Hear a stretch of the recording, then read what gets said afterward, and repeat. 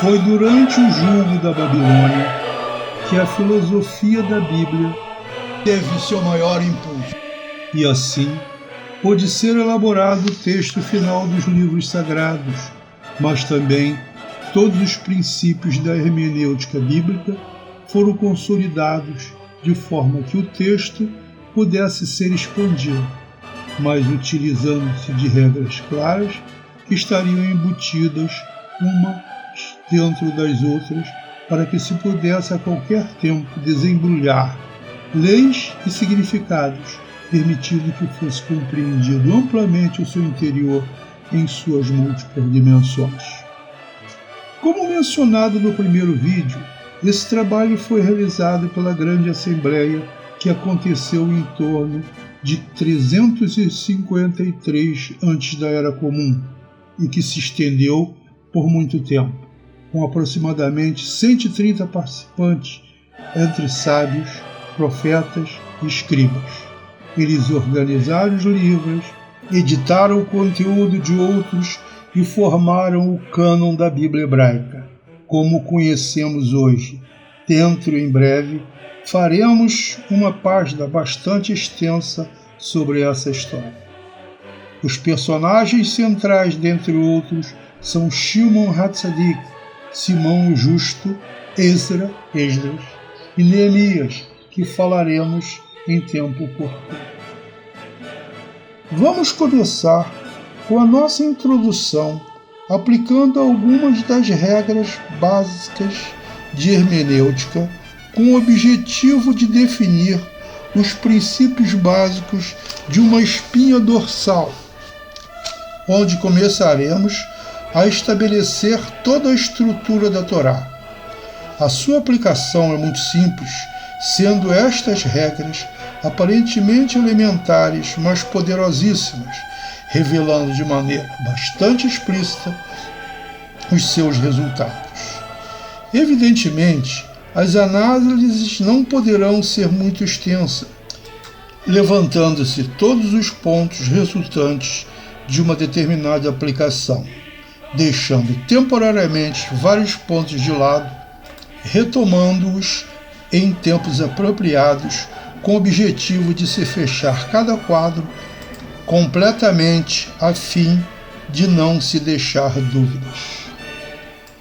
Parte destas regras estão mostradas na tela, onde são representadas apenas 5 das 7 regras de Hillel, século I antes da Era Comum a século I da Era Comum, e da extensão dos 13 princípios da Baraita de Rabi Ishmael do século II da Era Comum, que já foi mencionada antes. A primeira regra a ser apresentada, que evidentemente não é a primeira e sim a terceira, é a chamada Binyan Av, que significa construção de um pai, sendo esta dividida em duas, 3a e 3b. Binyan Av Mekatuv Echad, construção de um pai a partir de um escrito, e Binyan Av Mishnei Ketuvim, construção de um pai a partir de 2 escritos, significando o estabelecimento de uma regra geral para uma passagem, e no segundo caso, o estabelecimento de uma regra geral para 2 passagens, que, quando combinadas, geram uma outra regra geral como resultado da intertextualidade.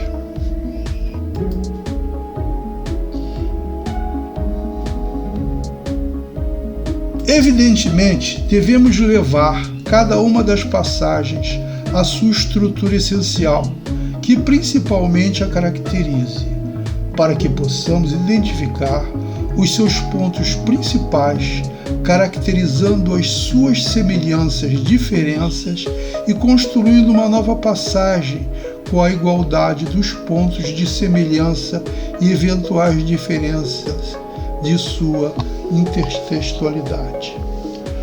Como exemplo, combinaremos 2 narrativas, sendo uma da Parashá Lech Lecha, Bereshit, Gênesis, de 12.1 a 17 a 27, que já vimos no segundo vídeo, onde a narrativa é a de Abraão, que sai da sua terra, vai a Canaã, vai a Xerém, passa pelo Egito para peregrinar, sai de lá com muitas riquezas, ouro, gado, escravos e etc., indo para Canaã, luta com os reis cananitas e encontra Melquisedeque. E a outra narrativa é a da saída para o Egito por José, da Parashá Vayeshev, Bereshit, Gênesis, de 37, 1 a 40, 23, passando por Moisés, no Êxodo, saindo do Egito com muito ouro e riquezas, levando consigo muitos estrangeiros. Isso já foi explicado no segundo vídeo. Entrando em Canaã, passa por Gilgal, que fica face a Xerém, e Yehoshua, Josué, luta com os reis de Canaã, passando por cima de outras fases que discutiremos oportunamente. Vai a Jerusalém, passa pelos 3 reis, Saul, Davi e Salomão. Chegamos à morte de Salomão e sacando daí uma significação abrangente, onde poderemos chegar a princípios muito importantes dos principais fundamentos bíblicos. O relato acaba aí, pois as tribos de Israel são separadas em 2 reinos, o de Israel, com a sua capital Samaria, e o de Judá, com a sua capital Jerusalém. Vemos que, no geral, as narrativas são idênticas: a saída de Canaã, a ida ao Egito, a saída de lá, levando riquezas, a ida a Canaã, a luta com os reis cananitas, a ida de Xalém ou Jerusalém e o encontro com Melquisedeque. Na essência, das 2 narrativas, são mudados apenas os atores, porém o interessante é que, no final, sem contar o início e o meio da história, que nos deteremos mais tarde para analisar. O encontro de Abraão com Melquisedeque, no final da Parashá Lech Lecha, pode ser relacionado ao alcance de Jerusalém e ao advento dos 3 reis de Israel, somente que no caso desses últimos, a igualdade Melquisedeque igual aos 3 reis de Israel, esses últimos são combinados em um atributo só, ao da realeza dos 3, que os iguala a Melquisedeque, mas sendo encontrada uma sequência interessante. Surge o primeiro rei, cujo nome é Saul, que evidentemente não é da tribo da realeza, sendo um benjamita, da menor tribo de Israel e a menor família desta tribo, conforme menção do próprio Saul na Bíblia. Foi coroado por Samuel a pedido feito a Deus pelos israelitas. Adicionalmente, ele não havia encontrado as jumentas que seu pai havia perdido. Vejam na tela que a palavra Saul, Shaul, possui a mesma grafia consonantal, tendo a mesma raiz que Sheol, inferno, sendo que a vida dele é incerta e de personalidade instável, sendo uma pessoa extremamente ciumenta e mal intencionada, e que no final de sua vida acabou cativo de um espectro que o dominou, sendo no final a sua morte um alívio. O seu comportamento revela uma certa bipolaridade que o acompanhou durante praticamente toda a sua vida de rei. É importante notar que Shaul, apesar de ter sido ungido rei, ele verdadeiramente não era, por não pertencer à tribo de Judá. Isso significa que ele não é também um postulante ao ser. O segundo rei foi Davi. Foi coroado por Samuel, o seu nome significa bem-amado ou amado, sendo um bom guerreiro, mesmo durante o tempo em que vivia na sua tenda, separado de seus outros irmãos, quando tinha que lutar com leões e ursos no deserto para sobreviver, tendo como a sua principal arma uma funda. Isso forjou a sua alma de guerreiro por sua vida, por ser constantemente submetido ao perigo. Era de cabelos avermelhados, ruivo, talvez por sua mãe ser edomita, não sendo isso esclarecido na Bíblia, mas aludida em seus salmos. E tinha aparência gentil, se destoando de seus irmãos, que eram rudes como qualquer israelita daquela época. A sua tribo era de Judá, a tribo da realeza. Foi coroado rei por Samuel e errou muitas vezes, inclusive no caso de Betseba, em que ele mandou o marido dela para a guerra para ser morto, para poder ficar com ela. A partir de um determinado momento, se arrepende de seus pecados, fazendo techuvá, arrependimento, sendo os motivos claríssimos nos seus salmos. Foi o maior rei de Israel, sendo considerado o maior rei de todos os tempos. Com Betseba, teve um filho chamado Salomão, que é o último rei desta sequência. O terceiro rei foi Salomão, Shlomo em hebraico, palavra derivada de Shalom, paz, significando pacificador. Era um sábio e tzadik, tendo sido construtor do Beit Hamikdash, a casa do Santíssimo, ou Templo de Jerusalém, pois seu pai não tinha condições de fazê-lo, por estar com as mãos cheias de sangue, pelas batalhas que empreendeu durante a sua vida. Após a sua morte, Israel se separou em duas nações diferentes, Judá e Israel, terminando desta forma a nossa narrativa de interesse. Vemos que os três reis se apresentam em níveis e atributos diferentes, sendo o primeiro um mau, ou rachá em hebraico, não sendo também um rei legítimo, por não ser da tribo da realeza. O segundo é amado pelo povo, e o terceiro um tzadik perfeito e sábio. Isso ilustra as gradações da condição dentro da realeza, dentro do tributo de Melquisedeque. E como já foi explicado antes, os diferentes graus da condição de controle ou de adestramento do Nefesh Habahamit, alma animal, dentro de nós, sendo Saul com a condição de um rachá, malvado, imperfeito, rachá logamor, onde ele não é completamente mau, havendo uma batalha feroz dentro do ser, sendo isso espelhado em seu comportamento exterior, incerto e vacilante, inclusive com uma certa bipolaridade. Nessa classificação, um malvado imperfeito não poderia ser categorizado como rei. Desta forma, podemos ver como Saul não foi envolvido por atributos que poderiam classificá-lo como um rei de Israel.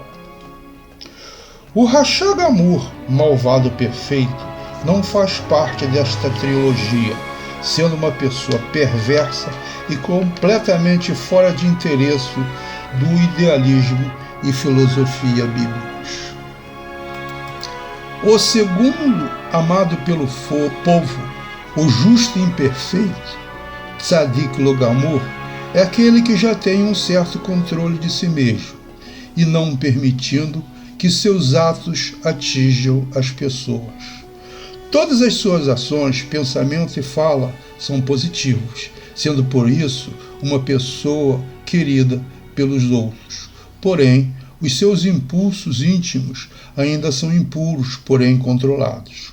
Quando só ainda é tomado por pensamentos maus, mas não ultrapassam para a ação. Esse nível é chamado de intermediário, ou Benoni em hebraico, tendo também duas fases diferentes, antes do arrependimento e depois do arrependimento, techuvá.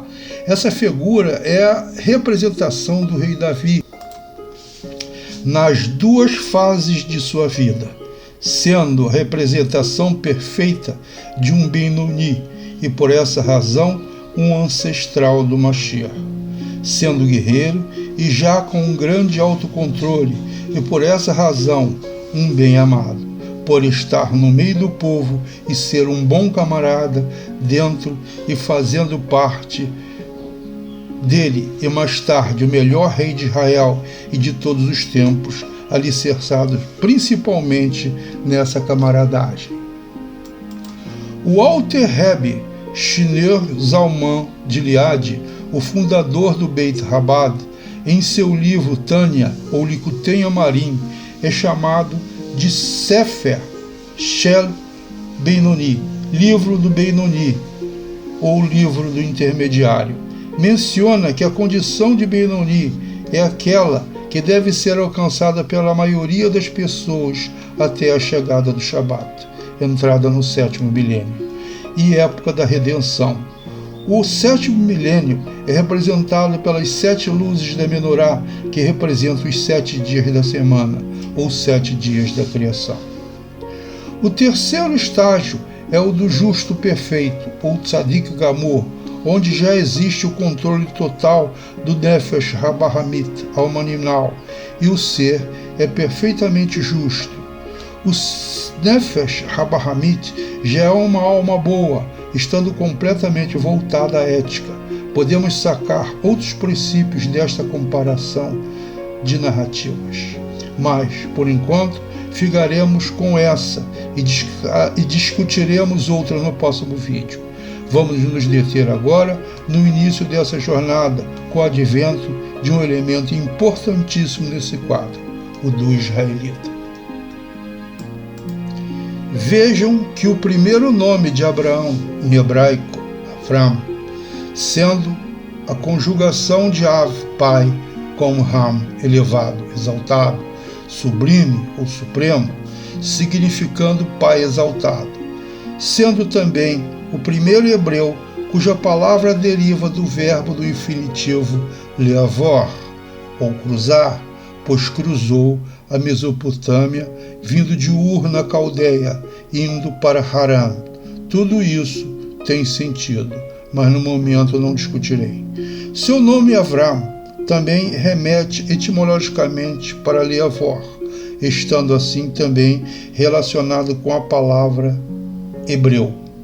Esse cruzamento é uma alusão à passagem da alma pela Terra-média, sua elevação e aquisição da justiça, com Yitzhak, que é um homem temeroso, como mencionado na Bíblia, sendo esse tipo de temor o de se desviar da lei, que significa desrespeitar Deus ou desviar de seus caminhos.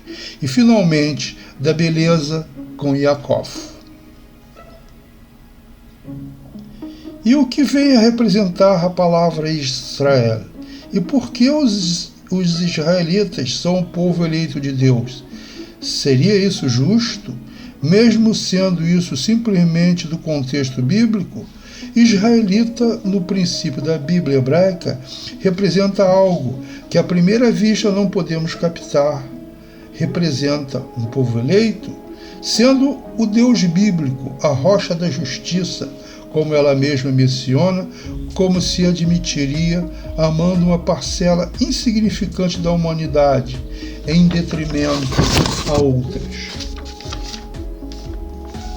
Simplesmente por serem descendentes de alguém e por isso serem seus eleitos, mesmo sendo desconfiado e negando a todos os instantes, que justiça seria essa? Realmente, israelita ou povo eleito deve significar alguma outra coisa do que simplesmente uma etnia ou nacionalidade física. Israel, na primeira representação, é composta por 3 elementos: a letra Yud, que na realidade é o início de tudo, representando também a sabedoria e principalmente a centelha, essência divina dentro de nós. Adicionalmente, é a primeira letra do nome mais elevado de Deus, a palavra Sar, composta pelas letras Shin e Resh, que significam príncipe, e as letras Aleph e Lamed, compondo Al, ou Deus, significando textualmente a centelha essência divina do príncipe de Deus. Desta forma, o israelita é o portador do embrião da alma superior, uma forma de desejo de nossos corações que na realidade é um ponto ínfimo, uma parte de Deus no alto que quer alcançar a sua fonte primordial. É, por outro lado, chamado em hebraico de Nekudah Shebalev, ponto no coração, ou de Israel, sendo na segunda representação a conjunção de Yashar, direto, e El, Deus, significando direto a Deus. É, na realidade, a representação de um vetor, um kivum, o direcional, que aponta diretamente para Deus. Nos estudos mais profundos da filosofia da Bíblia hebraica, os desejos são potenciais sem direção, sendo a kavaná, intenção, a direcional que dá sentido ao desejo. No Kitvei Ari, ou Escritos de Rabi Ari Hakadosh, o Leão Sagrado, século XVI, tem um livro só sobre isso, Sha'ar HaKavanot, ou o Portal das Intenções. Podemos ilustrar isso com um homem que está com máscara e um objeto cortante nas mãos, fazendo uma perfuração em outro homem. O que separa um criminoso de um médico? É o kavaná, a intenção. Os príncipes, com os direcionais apontados para o alto, significam que em algum estágio na frente serão reis, sendo isso muito significativo, pois esses representam o domínio ou a realeza de seus reinos, que fundamentalmente significam autocontrole. Essa palavra rei significa tzadik, o justo em hebraico, sendo também um estado através da condição de santo, homem perfeito ou falante, segundo a tradição da Torá, como já vimos no final do segundo vídeo. Na sequência bíblica, Abraão, o primeiro hebreu, Ivri, significando aquele que cruzou, ganhou essa denominação por ter cruzado a Mesopotâmia, que na metáfora significa que cruzou as realidades. Isso já foi visto no segundo vídeo, e veja que uma das denominações que repousam na tríade consonantal raiz é embrião, engravidar, conceber, germinar, transportar, cruzar, germe e etc., dependendo das vogais nekudim invisíveis aplicadas à raiz. Essa é a maravilhosa propriedade do idioma hebraico, que dá para encobrir o significado das palavras, dando diversos significados a uma mesma raiz. A principal propriedade associada a Israel é a condição de compaixão, ou misericórdia, pois Yaakov é um homem bonito, ligado ao atributo de beleza, Tiferet, e consequentemente à compaixão, misericórdia ou piedade. Na antiguidade, imaginava-se um atributo para cada uma das três partes do corpo, sendo o cérebro o responsável pelo intelecto e fundamentalmente a razão, sendo a palavra cérebro, em hebraico moar. O coração seria a sede das emoções, lev em hebraico. Isso pelo fato do coração acelerar nos momentos de emoção e ser sentido por isso, aparentando que as emoções são provenientes dele. O terceiro elemento seria o fígado, kaved em hebraico, que evidentemente é o responsável pelo humor, pois a sua química determina estados e sensações de ânimo, disposição, enjoos e etc. Desta forma, era relacionado com os instintos e, consequentemente, a serpente. A sequência amor, cérebro, leve, coração e cavé, fígado ou serpente é a certa, pois o intelecto, a razão, deve controlar as emoções e esta, consequentemente, os instintos.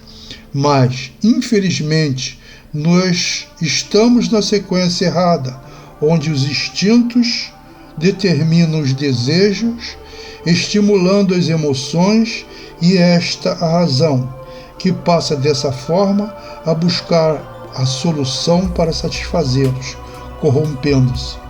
Desta forma, dentro desta lógica, amor, leve, kaved, é a sequência de ouro, ou de realeza, formando com as primeiras letras de cada uma o acrônimo Meler, que constrói a palavra rei em hebraico, sendo também o significado de ser o rei de seu reino, ou seja, ter o controle de si mesmo.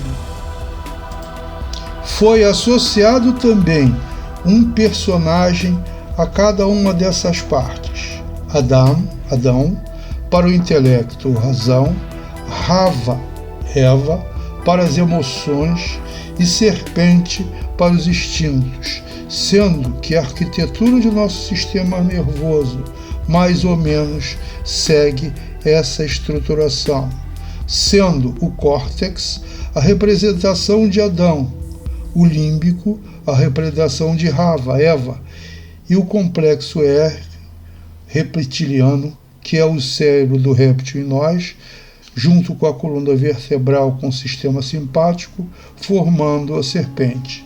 Essa ideia foi apresentada pela primeira vez pelo anatomista francês Paul Broca, dividindo o cérebro em 3 partes, como demonstrado acima. E Carl Sagan, famoso cientista e criador da série Cosmos, discutiu amplamente esse assunto em seu livro Broca's Brain, Cérebro de Broca. O modelo morfológico do sistema cerebral e nervoso dos antigos hebreus obedecem a uma arquitetura semelhante. A diferenciação entre os seres humanos significa que as almas de Israel são aquelas que cruzaram a Mesopotâmia, cruzaram as realidades deste plano e se tornaram mais elevadas e prontas para seguirem como príncipes até a condição de justos e completarem o ciclo. Está implícito aí também que passaram pela condição de Isaac, onde passaram a temer a Deus e chegaram à condição de Jacob, onde começaram a luta com Deus, simbolizada na luta no interior do ventre de Rivka, Rebeca, na gestação ou Ibu, e na luta externa de agora, individualmente, Jacob, com o visitante da noite, o arcanjo de Esaú, de quem ele recebe o nome de Israel. Note-se que a luta ocorre durante a madrugada, termina no alvorecer, representando esta a fase de Golut ou diáspora, no momento de luta, terminando no alvorecer ou Geulah, redenção. Diáspora essa, que não é só dos israelitas, mas de toda a humanidade, pois todos, sem exceção, estaríamos distantes do Criador, sendo os 2 tipos de alma, as de Israel e as gentias ou estrangeiras, diferenciadas em aquelas que atingiram o estado de Israel e aquelas que em algum momento atingirão essa condição. Por isso, a cada momento, mais e mais almas são agregadas à nação de Israel. Será apenas uma questão das experiências que elas acumularem, bem como das suas escolhas, criando algo análogo ao DNA da alma, claro. Sendo que um dia serão agregadas as almas de Israel. Todos nós estaremos lá, não importando o estágio que estivermos agora. Veja-se que, pela sua própria imagem, a árvore do conhecimento do bem e do mal, para qualquer lado que se vá, nas bifurcações de seus galhos, aquele que caminha pelos seus galhos sempre alcançará a luz, com mais ou menos experiências e dificuldades locais. O primeiro sinal do estágio evolutivo de nossas almas na condição de Israel é a compaixão ou piedade, onde passamos a olhar e nos importar com os outros à nossa volta, sendo essa a razão pela qual, na Bíblia hebraica, a alma de Israel é a preferida de Deus.